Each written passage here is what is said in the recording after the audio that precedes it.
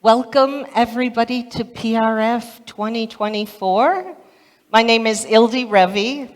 I'm the Chief Learning Officer of Purity Coffee. And it's nice to see some people. Who was here for the PRF in El Salvador? We have Jeff was. Anybody else? Great. So it's nice to see you again. The last time I was at a PRF was in El Salvador, when I was the Director of Performance at Ally Coffee. And before that, I was the Education Manager of the Specialty Coffee Association. We started the certificate programs. All of the certificate programs were started by me and many volunteers, including Jeff Cheen, who is in the audience today, who was the first Coffee Taster Certificate Program chair.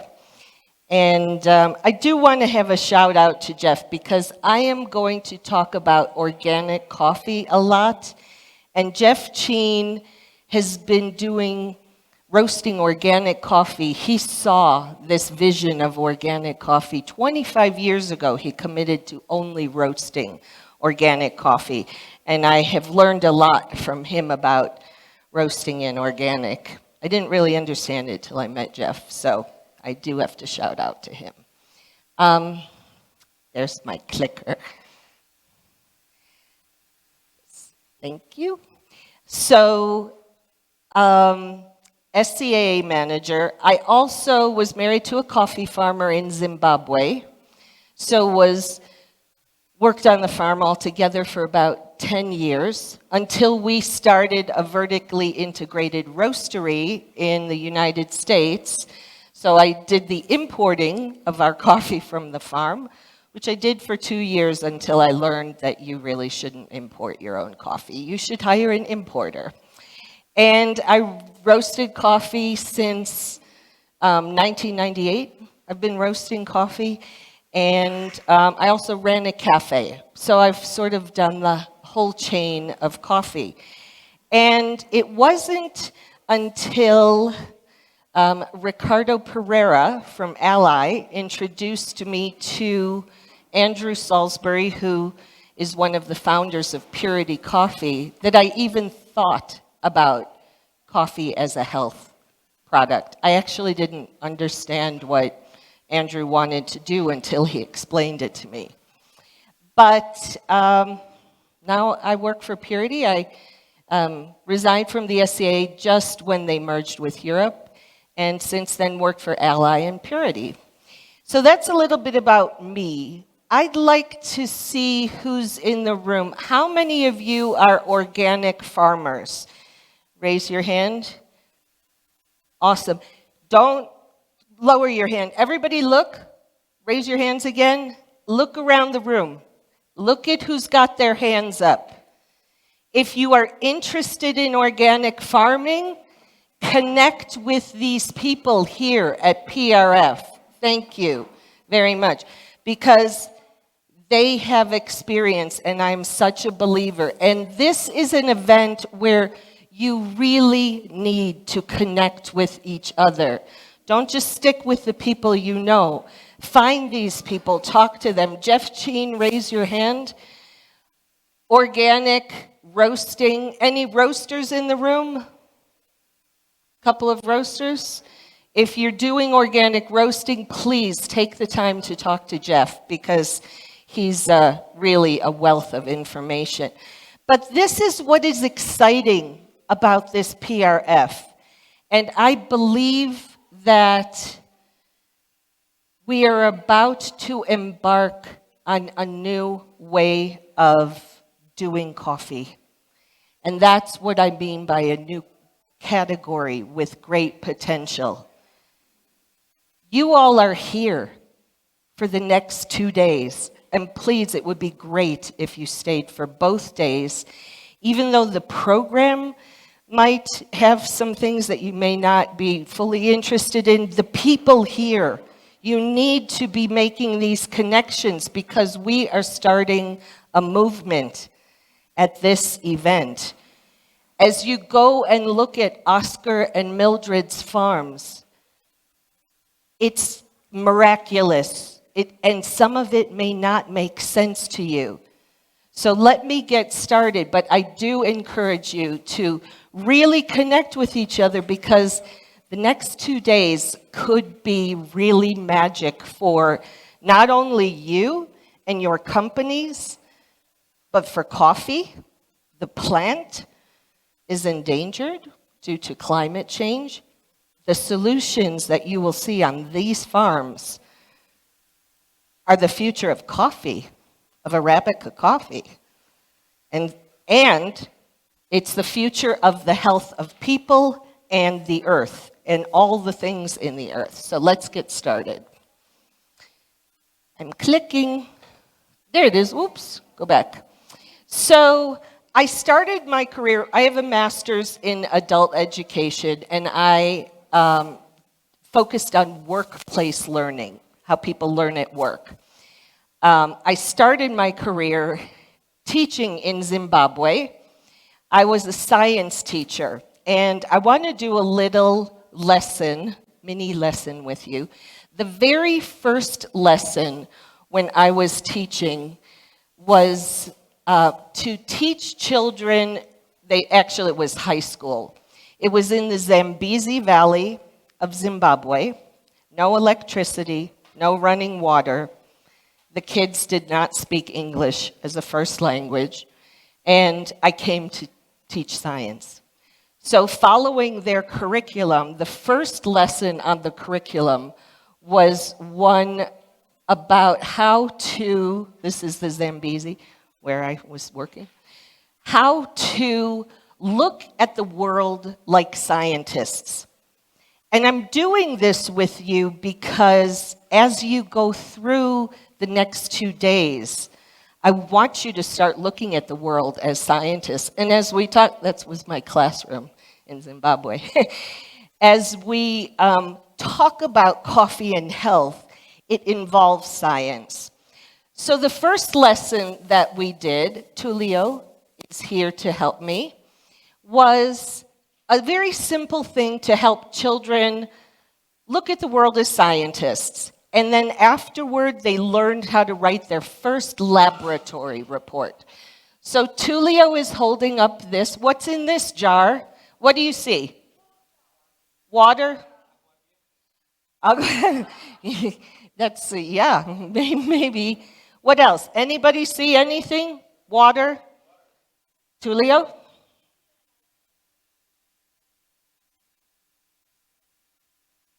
Oh, is that water? It's blue. Come walk this way, Tulio. Andaki. También. Oh, what's happening to the blue? And now it's gone.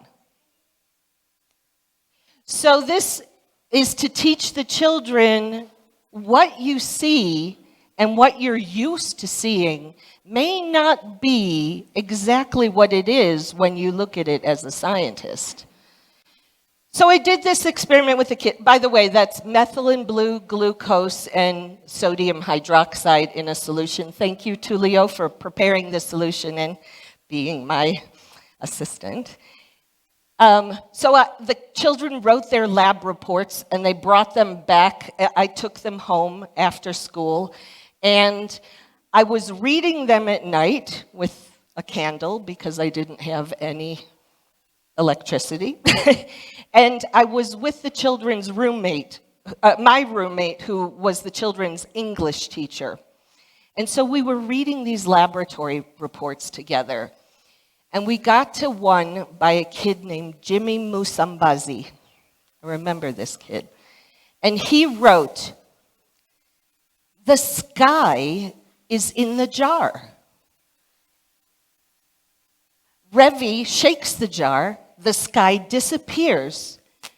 She shakes the jar again, and the sky appears. It is wondrous to behold. The sky is in the jar. I was flattened. So was Andrea. So this idea that we can look at something, and I thought I was teaching the kids, but Jimmy taught me. I was sure of what was in the jar. I knew what I saw. I'm the scientist. And yet this kid saw something completely different. That's why the way I want you to approach this PRF as you go around Oscar and Mildred's farm. Look at coffee differently. See the sky in the jar. All right, let's talk about coffee and health now. Before I begin, though, a few things. The first of all, always when we're looking at coffee and health, remember that every single body is different. Every one of us has different microbiome. Everyone has different genetics. Everyone has different ways we metabolize everything. So when we talk about coffee and its compounds, and I'm going to talk, it's going to be very general. Remember, though, always that everybody is different and will process differently. The other thing is I'm now going to start moving very quickly through my slides. I'm not going to read everything on the slides. There's going to be a YouTube video out in a couple of weeks. You can go back and pause to read what's in them. But I'm just going to highlight the information about coffee and health. So, go back a little bit. So, first of all, everything I'm going to be telling you, there are 25,000 or more peer-reviewed scientific studies. I did not take any information from blog posts or from websites, company websites. They're all from science, scientists who had things reviewed. Very important. I've even lost count of how many thousand studies there are on coffee and health. Everything from life expectancy, liver disease, type 2 diabetes, metabolism, neurodegenerative diseases. The information is out there for all of us. So let's just start with a fun little fact, and that is that coffee drinkers live 10 to 15% longer than non-coffee drinkers. And this information comes from a huge study from the United Kingdom Biobank study, where they had the information for 500,000 people, and they looked at all causes of death. And they found that people who drank coffee lived 10 to 15% longer in general. Now, there's ongoing studies of this, and now they've drilled down a little bit into the type of coffee people drink.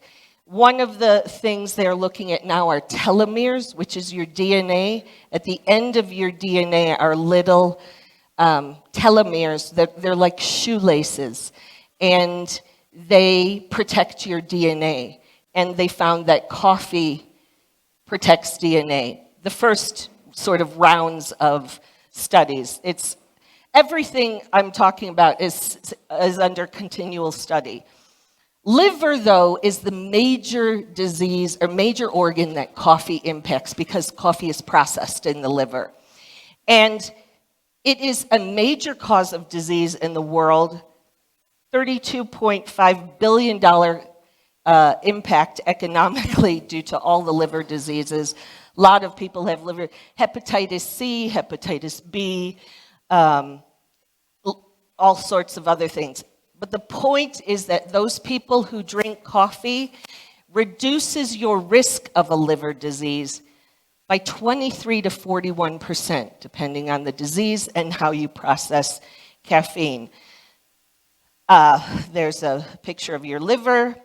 The other main thing about liver, and actually all coffee, is coffee generally is dose dependent, which means 1 cup is better than 0.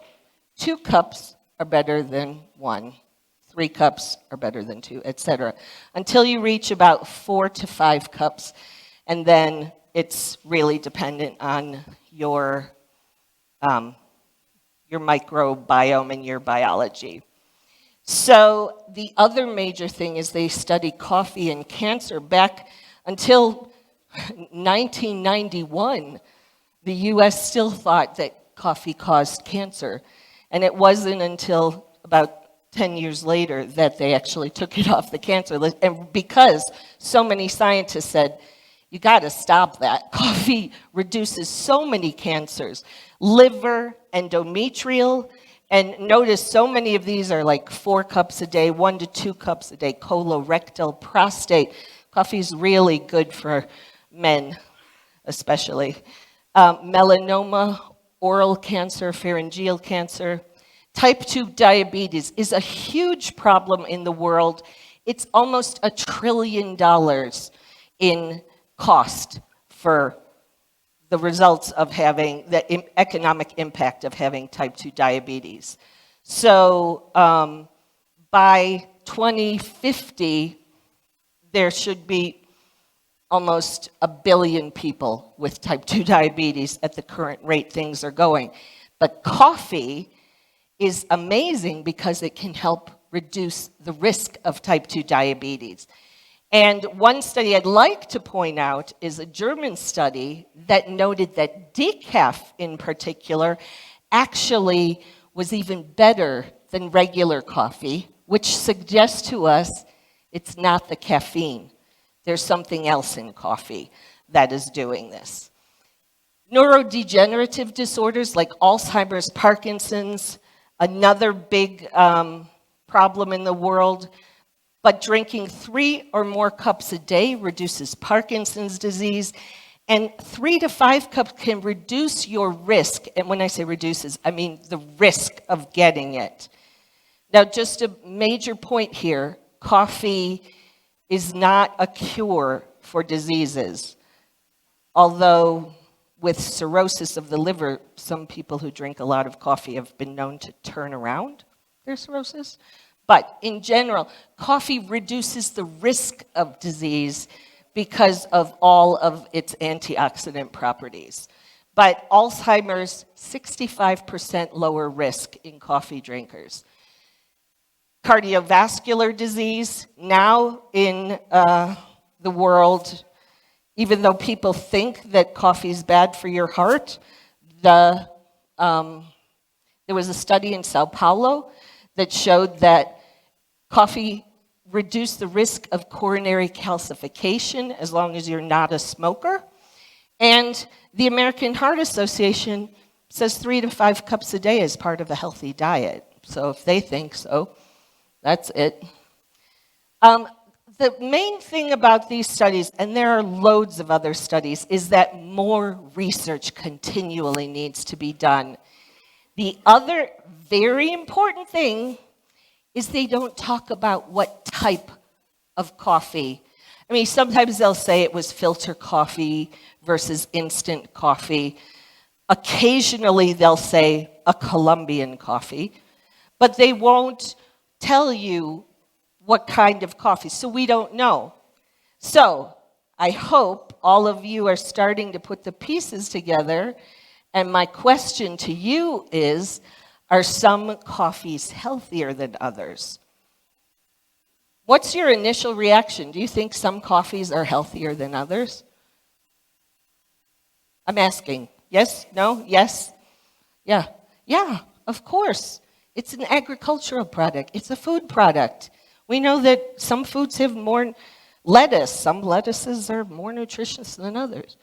So, what decisions can we make? This was the question that Purity Coffee was built on. If we make every decision on producing this coffee based on health, how healthy can we get the coffee? Can we create some of the healthiest coffees, plural, in the world, because there are many healthy coffees? So let's look into that. Now, one key factor, if we're going to do this as a new category of coffee, it's very important that we do laboratory testing and we have certificates of analysis that demonstrate what's in the coffee. Because that's a big difference between this type of coffee and any other, even specialty coffee. I'm going to talk about specialty in a minute. But making every decision based on health, we have to look at the compounds in the coffee. And specialty coffee, we know, is the highest grade, considered the highest grade of coffee, from the green grading and the cupping. So that would be a starting point, a baseline, is specialty. So we need to look at the compounds, we need specialty, but also organic and regenerative is really important for this category as also a baseline. And I don't necessarily mean certified organic, because we know a lot of producers produce organic coffee, but organic done well. Again, Oscar and Mildred. So let's look through all of these. I'm going to go through these very quickly. Oh, the other major point with this is that coffee for health involves everybody in the process. It's not just the finished product. It's from everybody who's producing it and handling it, even at the dry mills, at the wet mills, in the importers, at the warehouses. Everybody handling this coffee we focused on their health. So everybody's included in this. And everything, all the plants, the animals. There's a Sheikh Omar in Mocha. We're not the first people to look at coffee as a sort of plant medicine. Back in the 1500s, he was thrown out of Mocha, Yemen. He was exiled. And he was wandering around the bush, and he found this plant that was coffee. He started eating it and started feeling better. He wasn't feeling as bad that he got kicked out of Mocha. And soon he started sharing this plant with people and creating concoctions with it.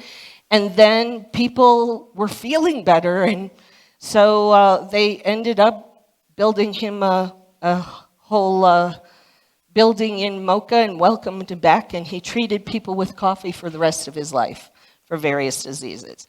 So this category is nice because there's a new food as medicine movement. So if we can focus on producing healthy coffees, we can work our way toward this. Now, there are lots of compounds in coffees, and again, I'm going to just go through them very quickly.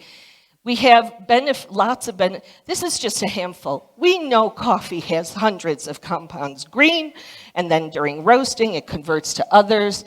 These are just a sampling of them, but if you don't leave with any other point, it's this.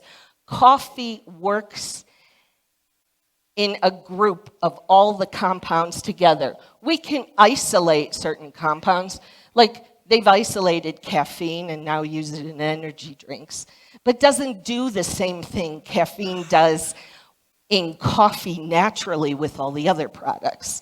Same with all of these compounds. So we have some of the beneficial compounds, and you all know some of the basic compounds, the carbohydrates, proteins. Coffee has vitamins and minerals, vitamin E, vitamin B3, and the organic acids actually that we know and love from specialty have health impacts. And then there are the mold and mycotoxin things. Now, I need to stop here because there's this big marketing push on for coffee to be mold-free. How many people have heard of this mold-free coffee stuff? Yeah. How many people are kind of tired of hearing about the mold-free coffee stuff? Well, I want to talk about this because I want to set the record straight. We know that coffee can have mold and mycotoxins. But as we talk about all of these compounds, we have to, be calm and scientific about it. I don't like fear-based marketing. We don't do fear-based marketing at Purity. Caffeine, of course, is the major compound, but coffee is not caffeine. Caffeine is not coffee. Different things. Caffeine, we all know, has to do with wakefulness, but There's a lot more to caffeine. It's anti-inflammatory, and it supports all the antioxidant activity of coffee. It also can impact telomeres, but only when it's in the coffee. They found that if the impact of telomeres doesn't work with caffeine from a laboratory as well as it does with caffeine in coffee. Protects against neurodegenerative diseases like Alzheimer's. It's one of the compounds that actually does help Parkinson's. Adenosine is a compound found in almost all of our cells. It has a lot to do with energy transfer and neurotransmission. And this is one of the main compounds that caffeine acts on. We know about its wakefulness and sleep, but there are many different kinds of adenosine, and this is where immune function and inflammation caffeine impacts. So it's more than just keeping us awake. And that's a major takeaway for this, is that caffeine actually has a lot of other things in it. It also impacts the way we process sugars. And so this is where, with diabetes, type 2 diabetes, we have to sort of be careful with caffeine. And in some cases, diabetics should have a little less caffeine. Probably decaf is better for some diabetics. But the main thing is oxidative stress. Oxidation is rusting. So this sort of oxidation, rusting, happens within our bodies. It's not really rusting. But oxidative stress, caffeine impacts that, reduces oxidative stress, and reduces inflammation. And we know that because inflammation is considered by most doctors now to be a major aspect of creating disease, that by reducing inflammation, we are going to be preventing some diseases. But caffeine really shouldn't be the headliner of coffee. Chlorogenic acids are powerful antioxidants.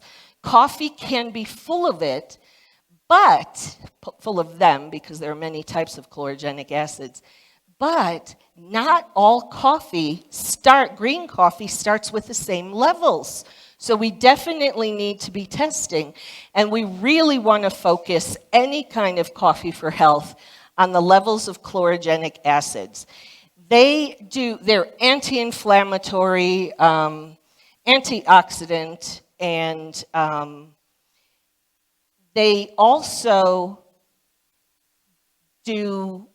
have antibacterial and antiviral properties. So it's really an incredible compound and different types of compounds. A couple things about both caffeine and chlorogenic acids is people metabolize them both at different rates. So caffeine, one thing I do want to say about caffeine is that some people actually should not have caffeine. They could have coffee because you want them to have the chlorogenic acids. But the caffeine really can harm some people. There are actually 50 medications that interact with caffeine. Some of them, if you're normally a fast metabolizer of caffeine and you take this medicine, certain medicines like omeprazole, which is a medicine for heartburn, a lot of people take that. Some antibiotics, some other medications. I was going to say anti-epileptic medications. People with epilepsy and taking anti-epileptic medications really should not have caffeine. So there really are some people who shouldn't have caffeine. But some of these some of these medicines, if you're a fast metabolizer, when you take the medicine, it turns you into a slow metabolizer. So you may continue to drink the same amount of coffee, you're on this medicine, and suddenly you're not feeling well, or you're getting the jitters. And this is because you're combining it with medicine. So that's the note on caffeine. Chlorogenic acid is really the only thing that can cause a problem with chlorogenic acids. It does hurt some people's stomach. I don't know where we're going. Oh, the roast matters. For the roasters in the room, chlorogenic acids are degraded during roasting. But they turn into other compounds. Like they break down into quinic acid, which also has medicinal properties. Because chlorogenic acids are a defense for the plants, they're a defense for us. That's an easy way to think about them. Lots of effects, especially things I've mentioned already, can cause stomach problems. Now, here is where we can design coffee for health, and here is where we diverge from specialty coffee, because slightly underripe coffees are a little bit higher in chlorogenic acids. So, even though specialty wants us to pick at optimum ripeness, if we're picking and they're a little bit underripe, we shouldn't be that bothered about having them in our coffee because they're going to be healthier. They're going to have higher CGAs. So this is one area that we differ, and it really does not impact the taste. And it doesn't lower the score, the traditional heritage specialty score under 80 points. I want to show you, this is what a certificate of analysis looks like. This is one of the purity products. It shows the total chlorogenic acids. Now, you'll see it in grams per 100 grams. So if in 100 grams of roasted decaf, that's your coffee, Mildred, 2.15 grams of chlorogenic acids in 100 grams. That's actually a lot. Now, notice here, the dark roast is called Ease.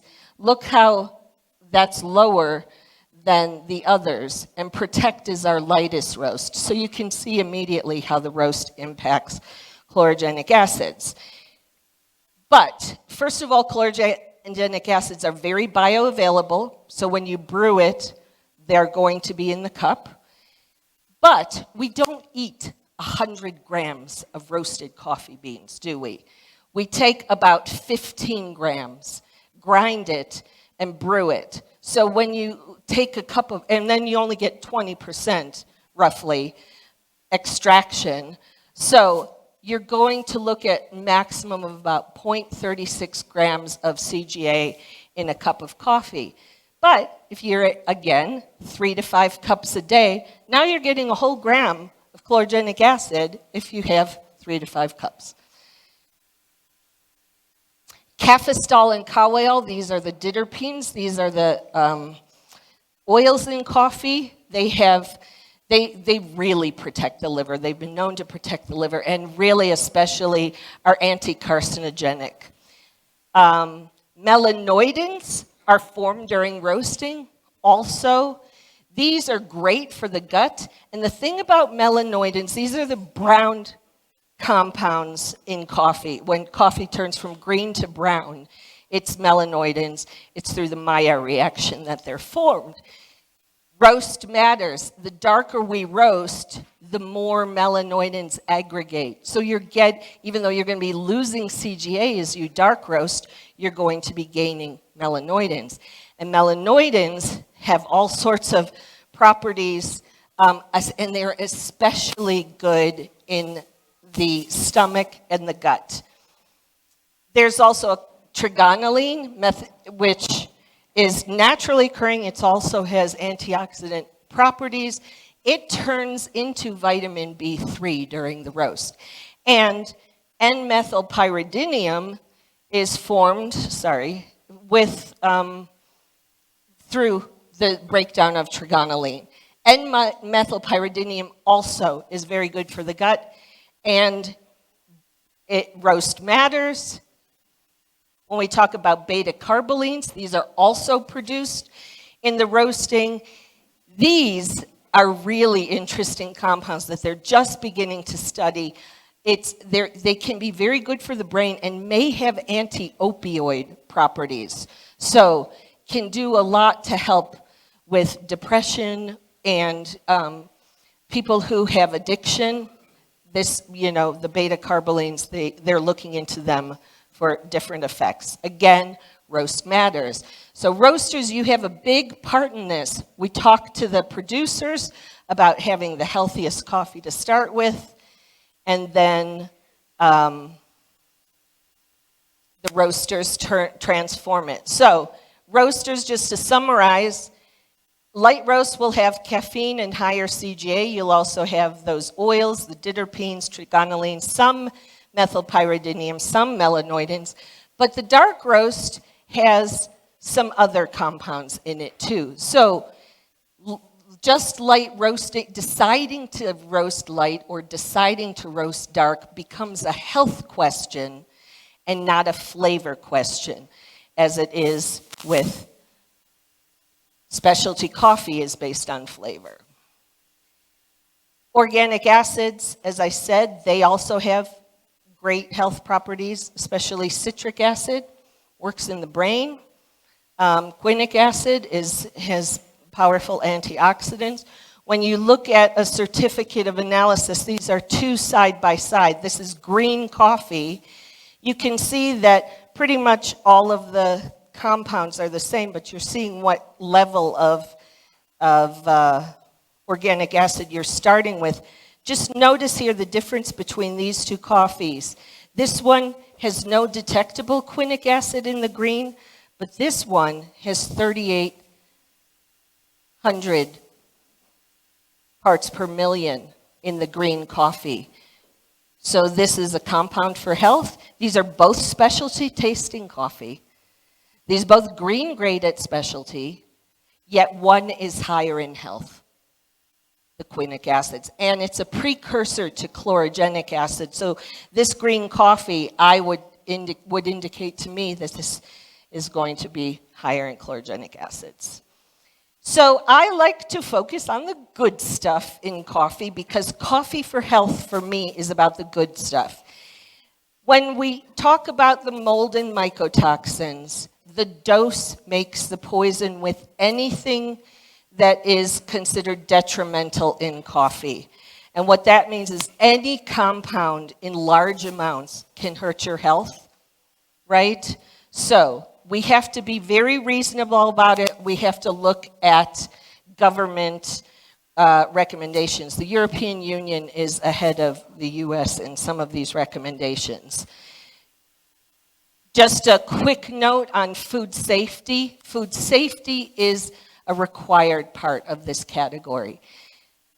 Good agricultural practices must be followed, and for roasters, good manufacturing practices. We want to stop the contamination of coffee. So coffee for health as a baseline, we try and keep the bad stuff out. This should not, for me, personally, opinion, keeping the bad stuff out should not be a selling point. And we don't poison you, and we don't have any garbage in our coffee. Buy our coffee. Like, why is that a selling point? What we really want to do is, that should be baseline. And here again, we diverge from specialty coffee because they don't have any standards for mold and mycotoxin and food safety. But this category, we can elevate the coffee, even take it to the next level. And I'm not bad-mouthing SCA because or the specialty coffee movement, because they took coffee to the next level. So it's our turn now to take it to the next level. Just basic food safety, guys. Let me see if this works.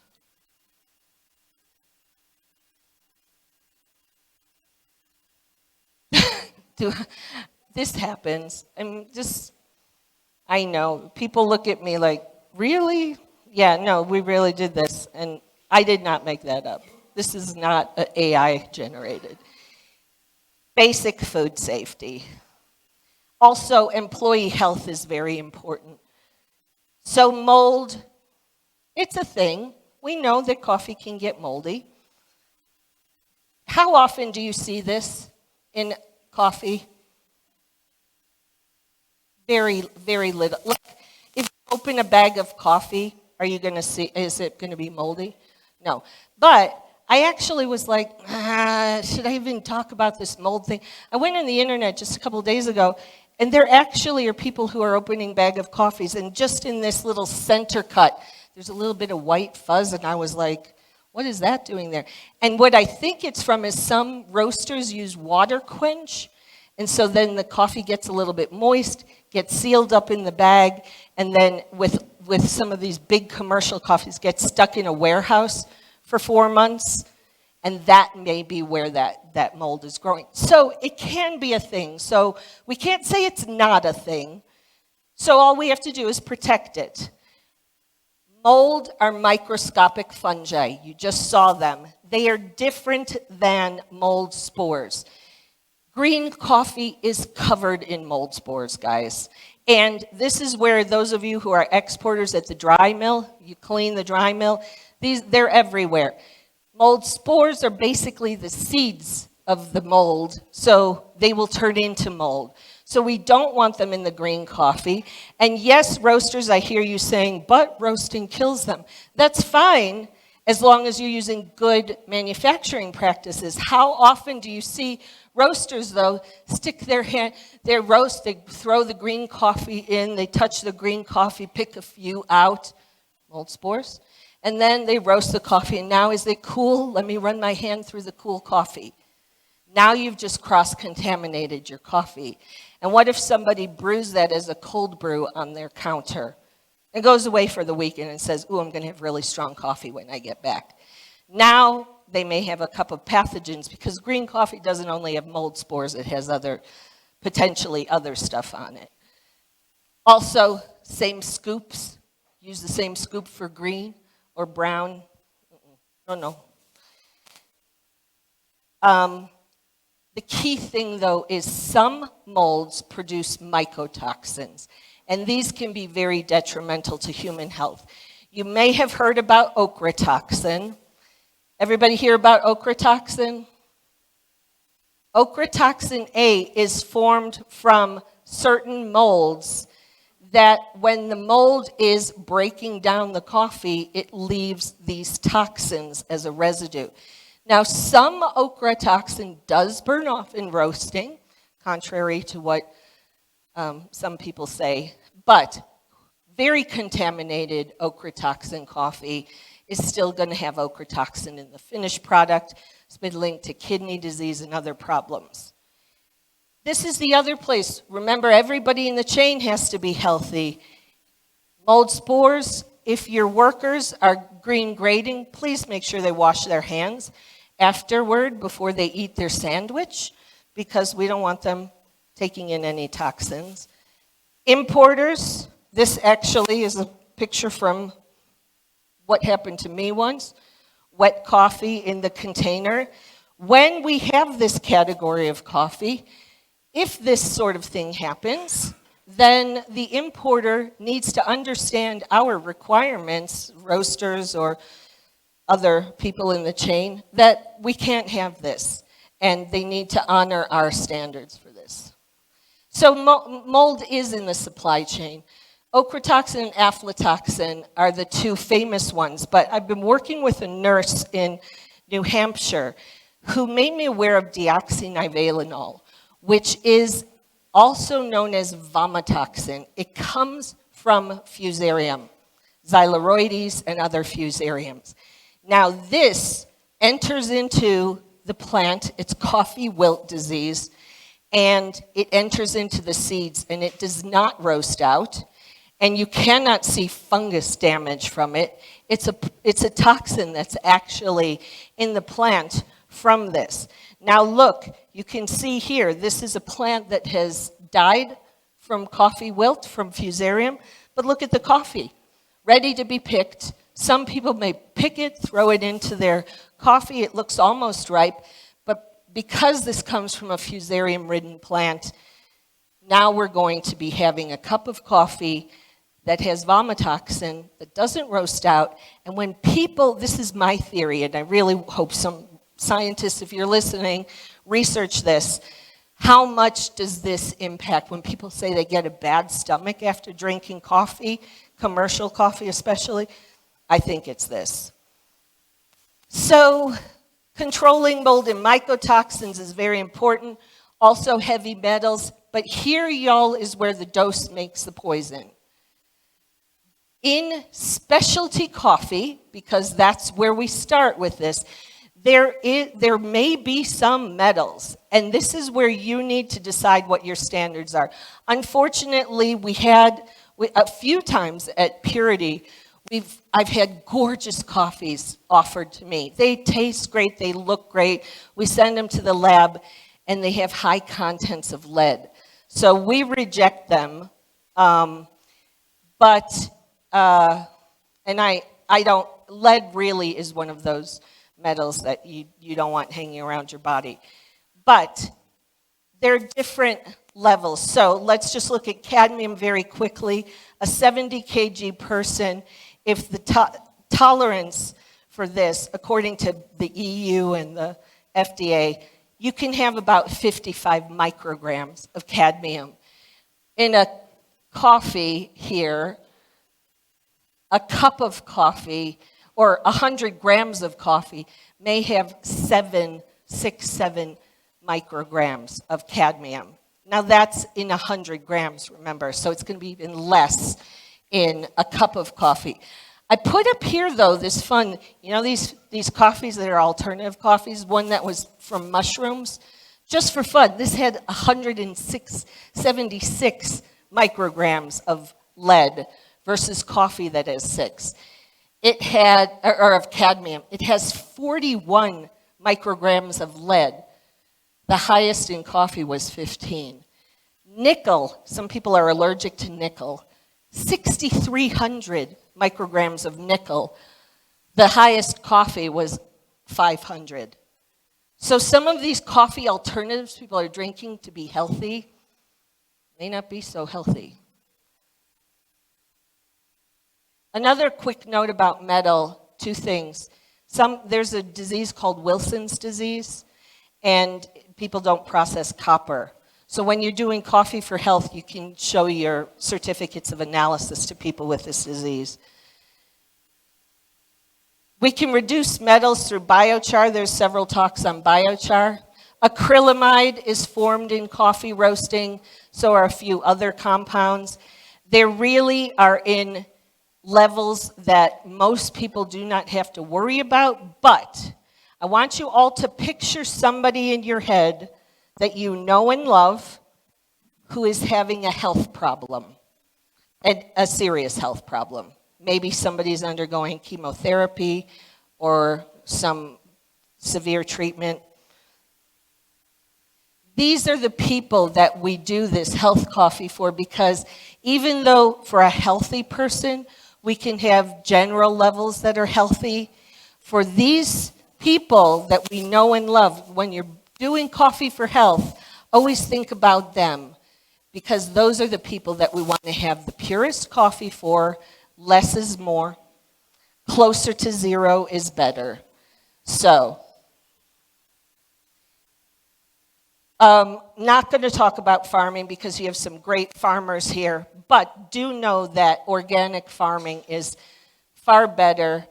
Neurodegenerative diseases and stomach diseases from chemicals in coffee, even though chemicals are burned off in roasting, yes, even though they may be washed off, we're also talking about the whole world. Another interesting note is that there are a lot of, and you'll learn from these farmers, a lot of natural ways to get rid of this. I've talked about food safety. Now here's where I'm going to turn this over to Ricardo Pereira, who is the Business Development Officer of Purity. Because as we have this type of coffee, what does it mean for producers? What does it mean for everyone in the chain? How are we going to do this differently? And we need to do this differently. So, Ricardo, if you could explain the value chain of this. He's just going to talk for about 5 minutes, and then I'm almost done. I have 2 more slides. Not even that. I'm not even ready for 5 minutes. But I think that we're living right now this new way of looking or approaching coffee in general as a shift to the traditional model of coffee value chain. The traditional model, I explain it, or I believe it's more of a linear supply chain model where who has the power of product, which is coffee growers, coffee exporters, cooperative, and so forth. And who has the power of demand, who is the roaster. In the linear supply chain model, they transfer their power, the ownership of what they bring to the table, to the person sometimes or the company that is in the middle, right?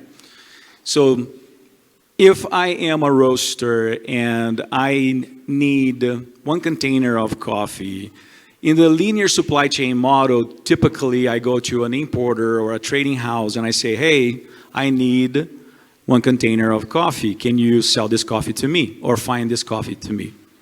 And then the importer or trading house will say, yes, I do have this coffee for you at this price, right? So then can you sell that coffee to me? The trading house will say, yes, I can sell that coffee to you. So that transaction is made. That doesn't guarantee that at the moment of the sale, for example, that trading house had the coffee available on their inventory. It could not. So then the importer goes to the producer, the exporter, producing exporter, and say, hey, I need this coffee. Do you have this coffee, yes or no? And then, yes, I do have the coffee. So that the power of product then is transferred to the person or the company that is in the middle, the trading house, right? That's the linear supply chain model. There's a lot of risks in doing business that way. I'm not going to dive into that. I guess this is another whole topic. But I believe in what we call a circular supply chain model. And the circular supply chain model is inspired the circular economy, where waste is minimized, whereas efficiencies are put into place. When I talk about supply chain, I believe that everyone involved in the supply chain has a place and has a role. And I'm not saying that middleman or the importer or the traders are actually bad people, but they have a specific role that they need to fulfill.